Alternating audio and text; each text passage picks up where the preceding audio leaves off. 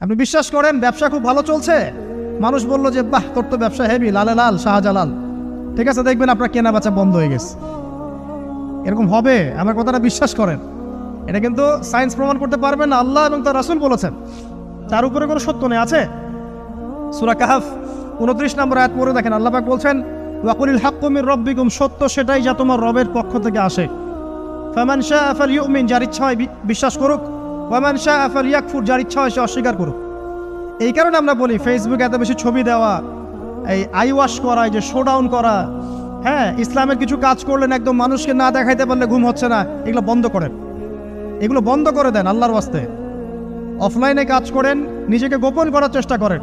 যত বেশি মানুষের কাছে নিজেকে এক্সপোজ করবেন, কাজের বরকত কমে যাবে, কাজের বরকত কমে যাবে, চোখ লাগবে, নজর লাগবে। এবং চোখ লাগা বদ নজরে বহু আলেম আস্তে আস্তে মাঠ থেকে মাইনাস হয়ে গেছে না, যায় নাই? এখন কি আলেমদের সংখ্যা বেশি না কম? যত দিন যাবে আলেমের সংখ্যা আরো কমে যাবে।